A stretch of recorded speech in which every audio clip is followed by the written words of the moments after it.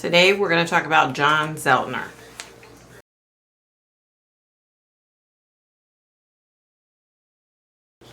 Hey guys, Victoria Paxton here. Thanks for stopping back by my YouTube channel. This is my second time recording this. Let me start this off by saying John Zeltner. This is about John Zeltner. This isn't about the a-hole that killed him. This is about John Zeltner, okay? You've heard of buyer's remorse. This is a case of lover's remorse. I'll let that sink in. We'll talk about it again in a little while. You guys like my Redskin shirt? Go Skins! Even though now they're the Commandos, or I don't know. I'm a Chiefs fan and I'm a Skins fan, but the Skins have sucked since the 80s, so there you go. Okay, so let's get this started. Okay. So, on April 30th, 1959, John William Zeltner was born. His family referred to him as Johnny Bill. He was 4 weeks short of his 31st birthday when he was murdered. John was openly gay, which in the early 90s was probably really tough. There were still so many homophobic people back then. He was very fortunate that his family and friends supported him and loved him for who he was, and they didn't give a crap about who he slept with, like it should be. Okay. And yeah, I wanted to add this. He obviously was an amazing human being, because he could have very easily, went underground and kept the fact that he was gay to himself, but he chose to be himself and to live authentically, and so he was probably a hell of a guy. Okay, so when he was young, he was separated from his family. In his 20s, he reunited with his father and his stepbrothers, and they became really close. Okay, so on April 7th, 1990, John was working alone at the Subway sandwich shop. A customer called 911 saying that something was wrong. So homicide detective Tommy Lenore arrived at the scene and found John laying in a pool of blood in the back room, and he had been shot clearly multiple times. The official autopsy report confirmed that John had been shot twice in the back of his head and at least 4 times in his chest. 6 shots, okay? You shoot a person one time, they die. You know what I mean? Like 6 shots. That's like overkill, Maybe that's where the term came from. I don't know. Okay, so from the beginning, the homicide detective said something was definitely wrong. He said he saw the signs of robbery. He saw that $400 and some cash was gone. And he said murder, unfortunately, during a robbery is pretty common. But the way John was killed was basically execution style. And he said, that's just not right. The killer obviously wanted to bask in the glow watching John suffer and die. Okay, so 6 days later, the police received a tip that a man named Dale Wayne Sigler was confessing to the robbery and the murder. So they brought him in, they arrested him, brought him in, started to interrogate him, and he immediately confessed. He said he went to the Subway shop knowing John would be alone because he wanted to rob him. He said, I didn't really like him, so I wanted to rob him. And then I killed him to cover my tracks. So his murder was labeled as a hate crime. Okay, and the good part of this is because if it wouldn't have been labeled as a hate crime, and if they didn't push for the death penalty, he could have gotten out of jail in 15 years. 15 years for killing someone. So on March 1st of 1991, Dale Sigler was found guilty of premeditated murder and was given the death penalty. And it should be over there, right? But oh no, it's not. In 1993, when Texas laws were changed, Dale's defense team was able to successfully argue that his death sentence was invalid. I didn't go into researching it all that much. I don't understand why, but y'all can research it if you want. So in 94, he was resentenced to life in prison with a possibility of parole after 30 years. He had signed a confession to the robbery homicide in 1990, so that was considered to be his only motive. However, should have been the end of the story, but it's not. Oh no. 25 years later, Dale gave the parole board a different account of what had transpired and why. He said the robbery was a cover-up for the homicide, not the other way around. Dale admitted that he and John were friends and that John would even let him come over to his place and shower and take a nap when he was homeless. Over time, they'd become so close that Dale had even confided in him about his past and traumas, especially that he was molested when he was 10 years old. Okay, so one night, Dale was sleeping over. He woke up to John on top of him. He was scared, but John said that if he didn't agree to what was happening, he would tell everyone that Dale was into it. At that point, Dale was deep into alcohol and drug abuse. He had let his trauma take over his life, and he just didn't care anymore. So he threatened to kill John if he told anyone. Dale felt that his reputation of being strong, stoic, and scary was all he had left. What a bunch of hogwash.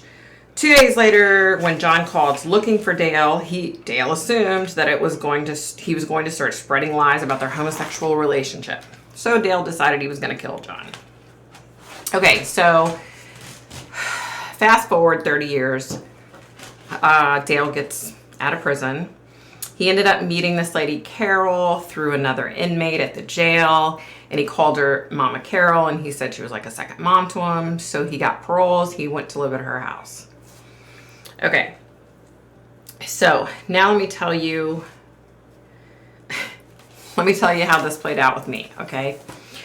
So I went to sleep one night, and I had this dream. And I just thought it was like a dream. I didn't think it was anything important. And normally I can tell the difference between my dreams and visions and just regular dreams, right? So I didn't think anything of it. So I have a binder and I keep a list of the cases. So I go case by case, one by one. So the next day I opened up my binder and went to the next name, and it was John Zeltner. And right away I was like, wow, this is what I dreamt about last night. I just knew. I don't know how to explain it, but I knew. So, okay. So remember how I talked about lover's remorse at the beginning, right? You know, not to be confused with buyer's remorse. You go and buy an expensive car, and then the next day you're like, oh my God, it's too expensive. I can't afford this. What the hell was I thinking? That's buyer's remorse. The reason I say lover's remorse is because in my dream, it was two men, and they were partaking in sex. Okay. And the reason it was so weird is I don't normally dream about that kind of stuff, obviously. But they were both like willing participants, right? So that's when I realized it was John Zeltner, it all clicked and it made sense. So here's what really went down. Okay, Dale Sigler wants you to believe that he was being blackmailed by John Zeltner, so he thought he had to kill him because of it, because all he had was a stupid ass reputation. That's not what happened. They had in fact engaged in sex, and I don't think it was just this one time. I think it was like an ongoing thing. So in my dream, I dreamt that, and then it was like the next morning, and I saw the big dude getting up off the couch and like leaving quickly, right? And he was like fumbling around, and he obviously was upset about something. So it all clicked and made sense. So, you know, supposedly Dale Sigler was doing a lot of drugs back then. So I think he was drunk and drugged, and he participated, you know, in sex with John Zeltner. And the next morning, I guess maybe the last tryst that they had, because in my dream, it was like he was out of it, okay? I mean, he was participating, but he was really out of it. So my thinking is, I feel like this happened many times, so I'm wondering if he was just like in a drug and drunk-induced haze for a while, and so it repetitively happened. You know what I mean? I think that particular day, he woke up. He didn't have any drugs. He didn't have anything to drink. And all of a sudden it clicked what he had done. And then he freaked out thinking, oh my gosh, now John's going to go tell everybody and everybody's going to think I'm a homo. And excuse my French,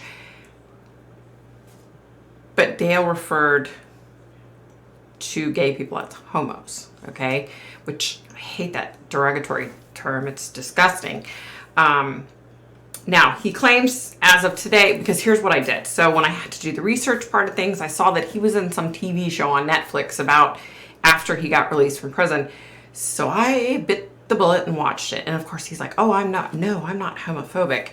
So in the TV show, he started going to this church, and they wanted him to talk about his testimony, about how, because he's now, a born-again Christian, he claims to be a minister, claims to be a changed man. Maybe he is. I don't know if I would go that far as to think that, but, anyway, he was playing the victim. When he was telling the church what happened, he said, oh, and he was blackmailing me about homosexual affairs, so I had to kill him. Everybody was like, oh, okay, that makes sense. Like, no, that doesn't make any sense. You don't kill someone over something so damn stupid. But anyway, he turned himself into a victim, which John Zeltner, he's the victim here, okay?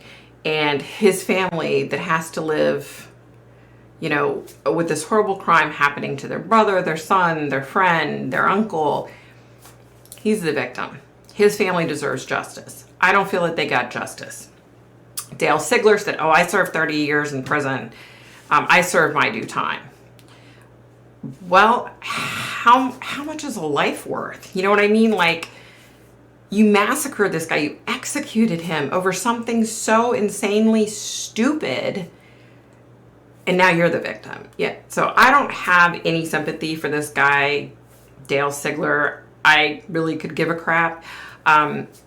I would love to believe him that he is a changed person and he's this and he's that. And maybe he is. Who knows? I'm not God. I don't know. But if you watch the show on Netflix, it's like after the release or something. I don't know. You can look it up. If you watch it, it's like he, at one point his mama Carol's driving him somewhere, and he passed by Subway, and he said, you see that Subway sign right there? That makes me relive that night every time I see that sign. And he starts crying, right? The waterworks. And I was torn because I was like, well, he's showing remorse. But I don't think he's showing remorse. I don't think he's remorseful. He was trying to justify the reason that he killed the man. He sat right there to all these people in church and said, I had no choice but to do it because, I was going to be labeled a homosexual. Playing the victim. You're not the victim, dude. You're alive, right? And you're able to breathe, and you're able to go do whatever the hell you want every day. You're out of prison. You can do whatever the hell you want, right? Where's John? So I have a hard time having any sympathy or compassion for this guy. And I was torn because I wanted to have sympathy for him and compassion and, oh, wow, look, he's remorseful. But is he? If you watch the show, he's not. I don't think he's remorseful. Reliving the night and being remorseful are two totally different things. I'm sure it is sad to relive that night. I'm sure it sucks to think about, oh, I blew 30 years after I killed a man for no reason. Like, I'm sure that does suck, So Dale Sigler, if you're watching this, you're not fooling me, buddy. You're not fooling me at all. So, bottom line, it was lover's remorse. He was off drugs that day. He came around and started thinking about what he'd been doing. And then he's like, oh my God, he's going to go tell everybody. That's all the frig it was. This one, y'all, was a hard one. And like I said, I tried really hard. To have compassion for Dale Sigler. But I don't. I have compassion for John Zeltner's family. For his brothers that'll never see their brother again. For his nieces and nephews, his cousins. That's who I feel bad for. And maybe I'm wrong. Who knows? I mean, I consider myself a Christian, but there's no justifying executing a person over something so damn stupid. Sorry. Okay, so don't forget Friday Night Live. I'll be on there this week, knock on wood. 7:30 p.m. Eastern Standard Time on my channel, on my YouTube channel. Yeah, we're going to talk about Joshua Bohannon. His remains were found, and a bunch of other stuff to catch up on. So, yeah. Okay, guys, be nice, be kind, stay safe, stay healthy. Check on your family. If you haven't talked to your mom in a long time, call her. The anniversary of my dad's death, 27 years, was the other day, and I wish I could call him. So, yeah, that about does it for me. Bye, guys.